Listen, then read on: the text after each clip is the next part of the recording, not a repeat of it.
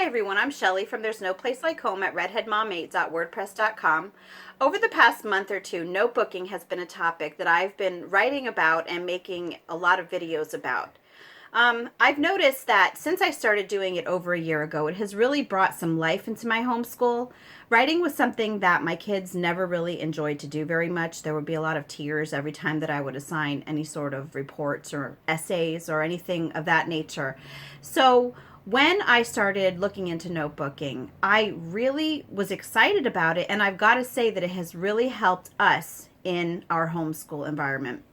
Since I've started making these videos and these posts, I've gotten some questions from people who are new to notebooking or haven't even started yet but are thinking about it, about how to get their kids started with notebooking and what sorts of ideas, what sorts of things you can do with it. So the first thing that I want to say is, if you're new to notebooking, you cannot expect your child to be able to jump right in to be able to know what notebooking is all about. Because if you as the parent are having to research notebooking to see what it is, you certainly can't expect your child to know about it either, right?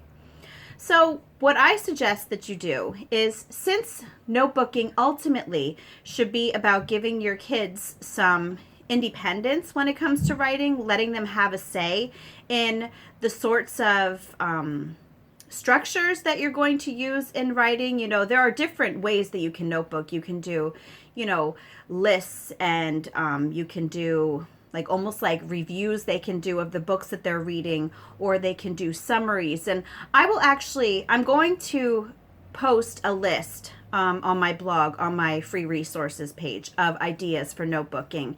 And a lot of these ideas I've actually gotten from notebookingfairy.com, and also from Notebooking Queen, it's called Yes, You Can Be a Binder Queen Too by Cindy Rushton. But I'm going to put that on my free resources page, hopefully in the next few days. So if you want to check that out, I will put a list of ideas. But getting back to what I was saying is, your kids aren't going to be able to just jump into it as if they're pros and automatically know what to do. A lot of times you're going to ask them to notebook and they're going to say, but I don't know what to notebook about. And that is exactly what my kids did. And they still do it sometimes. So what I really suggest that you do when you start notebooking is give your kids specific things to notebook about. Give them an assignment, okay? And you can eventually, as they get used to it, kind of give them more and more freedom in what they're notebooking. But until they have an idea of what it's all about, and until you have an idea of how it's going to go and what sorts of things they like to write about and how they like to write, it really is a good idea to just give them some structure. Tell them what it is that you want to notebook. And I still do that sometimes. Sometimes I let my kids choose how they want to notebook, and other times I tell them specifically what I want them to notebook about. So that's really something that you want to think about. You don't want to just have your kids jump right into it blindly, because that will create some struggle. I couldn't think of the word. As for ideas, I'm just going to go over some quick ideas with you. Well, nothing is really ever quick with me, but I'm going to go over some ideas with you. Oh, also, another thing that I do want to say, and that's why I'm going to do this first. The first thing that I think you should try notebooking is just Copywork. Copywork, if you don't know what it is you just take poetry, Bible verses, passages from books that you like. You could take plays, even slogans that you like. Really anything that you really enjoy and that you want your kids to get a better understanding of, and have them copy it down exactly as they see it into what is called a copybook, and it is a sort of notebook. And what they're doing is they have to copy it exactly as it is. If something is capitalized, they have to capitalize it. If there is punctuation somewhere, they have to put the punctuation there.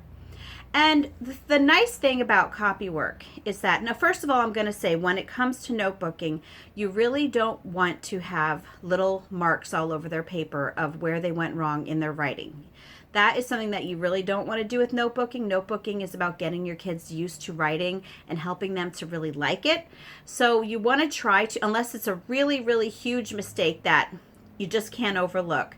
I would suggest not correcting your kids' notebooking pages. But as for copywork, that's actually one thing that you can correct, because I found that since it's not their own writing, they're just copying something else. If you just say to them, hey, you missed a comma right there, they're not going to get as offended by it as if they're writing something themselves and you tell it. So you're still pointing out good punctuation skills and good mechanics to them, but you're doing it on something that hasn't actually come out of them. It's just been something that they've copied. And I know that my kids really don't take criticism very well. They get pretty upset when I try to tell them what they've done wrong. So Copywork is a great place to start with that. So this is Copywork. We've done A Light in the Attic. And as you can see, all they've been copying poems from A Light in the Attic, and they decorate it too. Now that's entirely up to you. My kids are artistic, so they like to do stuff like this. Your kids don't have to if they don't want to, but we use composition books. There are different types of notebooks that you can use for notebooking. One is a composition book, and if you've noticed, we did use some cardstock. We used some cardstock to decorate it, kind of to just give it their own little flair. These are just composition books I picked up at the dollar store, and they just decorated it with some washi tape that I see is coming off, but it makes it original and it makes it their own. So you could actually use these composition books for the Copywork. You could also use spiral notebooks, because at back to school time, Walmart a lot of times has spiral notebooks like 10 cents a piece. One thing that I don't like with spiral notebooks though is that the pages tear out really easily. So if your notebooks are something that you want to keep over time, I probably would recommend against getting the spiral notebooks for that reason. But they are an idea. I'll just tell you right off the bat, you can use 3-pronged folders for, such as, do I have any over here?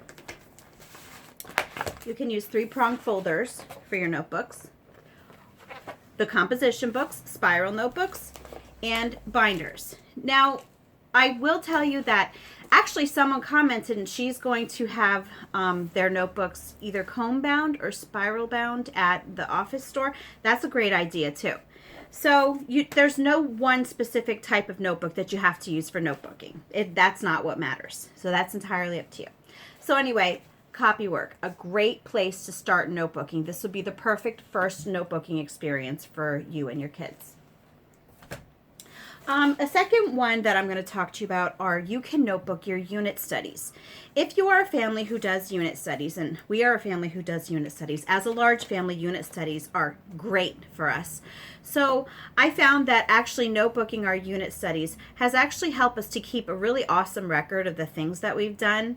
And in our state, we have to keep a homeschool portfolio to show to our evaluator. So keeping this is actually great, because it's almost like I don't have to assemble a separate portfolio, because we have all of this neat stuff from our unit studies right in the notebook already, because unit studies cover all subjects. So just for some ideas, now I'm going to tell you, this was actually our first unit study notebook we ever did. And this was when we were brand new to notebooking, and I didn't have any of these with the clear plastic covers. I really suggest that you get those, because they stay so much nicer when you make the cover for your notebook. And I just happen to have a bunch of these binders from the dollar store lying around. That's why we use these. But anyway, so unit studies are great to use in your notebook, because there are so many different things you can do. I'm just going to give you some examples. Another thing I do want to point out, invest in some clear plastic sleeves. When I started notebooking, it was kind of a spur of the moment thing. When I decide to do something, I do it right then and there. I don't wait until like next year or next month. No, I do it right then and there. So that's what I did. So I will say to invest in some clear plastic sleeves, because it keeps your pages nicer. And I'll just show you. They haven't really worked much. This is another unit study too, but they haven't worked much in it. But as you can see, it's a good idea to get these. But anyway, getting back to my point, so many different things that you can notebook. Right here, my daughter's done some Copywork verses from Proverbs, and it had to do with our unit study. We were learning about scientists and the scientific method. So that's what those are. These are all verses. And then I specifically told them that I wanted them to notebook on cause and effect. So they actually had to perform their own experiments with cause and effect. And then they just had to write, you know, a little sentence about what happened. I also, this was another time since we were new, I was mostly telling them what to do. I had them describe something, as you see, and I'm not going to go through everything that we notebook, but we notebook syllogisms here, and we did scientific observations. They wrote down some experiments that we did, you know, the lab sheets, some pictorial representations of what they saw outside, and unit studies are just, oh, and here they actually copied My Shadow by Robert Louis Stevenson. So there are just so many ideas on notebooking unit studies, because when you're doing unit studies, you're doing all sorts of activities. So even if you're doing an activity that you really can't really notebook about, say if it's a hands-on project, like say if you're building a clay volcano or something, if they don't want to write about volcanoes for their notebooking page, an idea would be you could even take pictures of the clay volcano, take pictures of it erupting and everything, get them developed and put those in your notebook, and then they could write little captions. So that's an idea on some things for the unit study notebooks. Another idea that we like to notebook are read-alouds. Read-alouds are like the core of our homeschool. It's my favorite time of our homeschool day. And right now we're reading a book called The Vikings Through Beautiful Feet. And so what we've been doing is we've been notebooking through the book The Vikings. So we've got some maps in here. You see, as you can see, notebooking is not all just writing. There's maps, they can do pictures, any sorts of things. There are so many different ideas of things that you can notebook. This is just a little summary of what we read about that day. They learned about some words here, self-control and temperance. And this is my daughter's illustration of what we read about that day. Leaf had gotten into a fight. Leaf Erickson had gotten into a fight with someone. And we have a Bible verse here. And then we have the glossary, some words that they needed to look up for the book. So they have a glossary. So we also did notebooks for our regular read-alouds. We have notebooks for Peter Pan. We have notebooks for, I think, Harry Potter, for Percy Jackson. It's a really neat idea to just get your kids to notebook a little bit about their read-alouds. And what you can do is you can ask your kids what it is that they want you to write down on the board, on the whiteboard. Ask them, what do you remember about this book? And what would you like me to write? Because sometimes they might tell you some words that they don't know how to spell, or something that they don't want to forget. So you write it on the whiteboard, and then when they do their notebooking for that, they won't forget what it is they want to write. They don't lose that train of thought because they've got it right there on the board. Another idea for notebooking is independent reading. And this is really a lot like the read-alouds, except they're reading to themselves. And this one, my high school age son, he notebooked through a book that he was reading, a historical fiction called Castaways of the Flying Dutchman, and he's been notebooking through that. So that's another idea. And again, well, he's at the age now where he's pretty good with coming up with ideas of what he wants to write about. But sometimes I will tell him if he gets stuck and he's like, Mom, I'm really tired of writing summaries. I'll say to him, why don't you write a prediction of what you think will happen next? Or why don't you write your own ending to the chapter? You know, so just get creative and let your kids get creative too. Another idea that I do not have here with me today is nature study notebooks. These are great. Anytime that you go out and do nature study, your kids can collect things, you know, like leaves, flowers, blades of grass, small pine cones, anything that can get flattened and put into a plastic sheet protector or can be glued down, can be put in a notebook. And actually the other day, my 15-year-old daughter, she went around the neighborhood. There's my cat again. She went around the neighborhood taking pictures of all the flowers that she saw because she loves flowers. So we were out for over an hour. She took so many pictures of flowers. She got home, and the ones that she didn't know what they were, she actually looked them up, and then she charted, what flowers she found, where she found them, and where she described them. So the next step that we're going to do is develop those pictures, and she's going to put those into her nature notebook. Another type of notebook that you can do are the interest-based notebooks. For example, you can ask your kids what it is that they want to learn about. And my kids all enjoy animals. So they've been notebooking animals, and I think this is their favorite notebook to do. Yeah, my daughter's smiling behind the camera. Because they can pick anything that they want to write about. And in her case, it was rats. And then it was did you go to ferrets then? It was ferrets. And turtles and frogs, I think she's on now.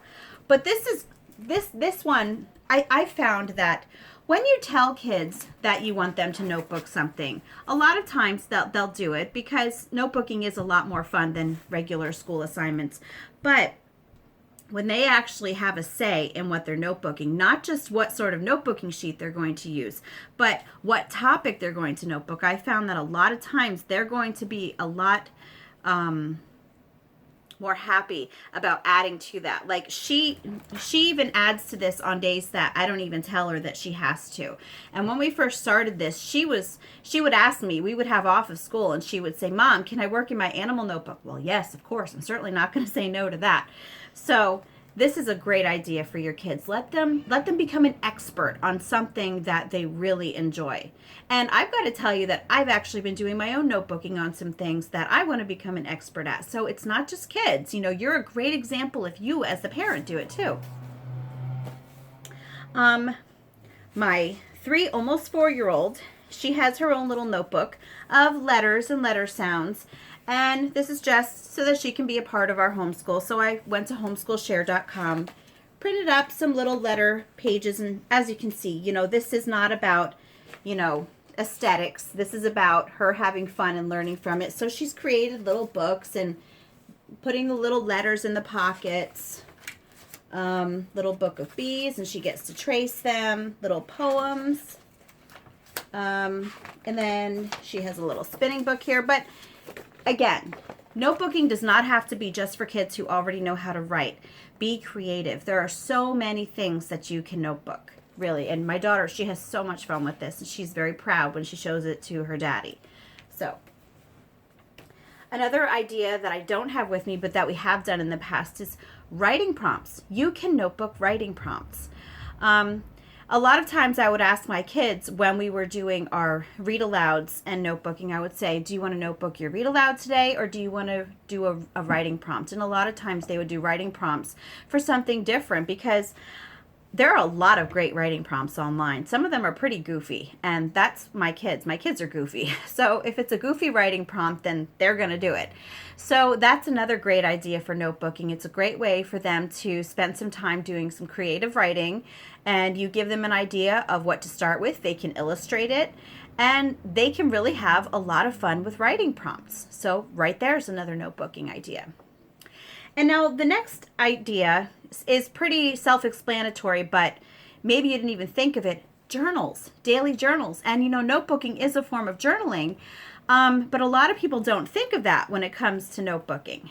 But that's a great idea, to have your kids sit down and just write anything they want, just free write every day. They could write about what they did over the weekend, what they're hoping to do this weekend. They can write about their favorite animal. They can write about a dream they had. They can write a story, anything. And one idea that I actually got from Jamie Erickson from the Unlikely Homeschool was, she does not get rid of her notebooks at the end of the year. Not get rid of, but she doesn't start a new notebook at the beginning of each year, which is something that I usually did.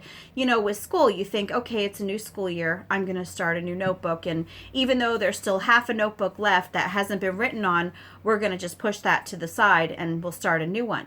But she actually has a great idea. She says just to keep having them notebook, because if you have a particularly thick book, your child might begin to start notebooking in that, maybe in first or second grade. And if they continuously write in that book, they could spend a couple years doing that. And what a great way to see a progression of how your child has grown over the years. And it's a great way for them to go back and just relive some old memories of things that they've forgotten about. So I really like that idea of keeping the notebook. Don't change it just because it's a new school year. Keep notebooking in the same notebook because it's a great way to see records of their learning. Textbooks are not my favorite thing, but I found that you can actually notebook through them. My oldest daughter, she's a very big textbook learner. And so what I had her do was I had her actually notebook through some of her textbooks.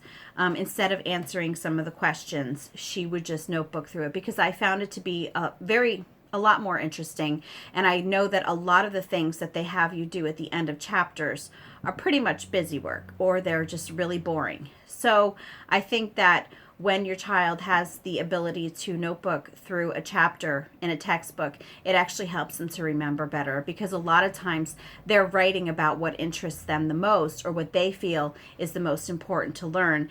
And it's not just about a chapter review at the end, where they have to do define this and then they just write a definition for it and that's the end of it. Let them have a say in what they're going to write about because they're the ones that are learning, so they know what they need in order to remember.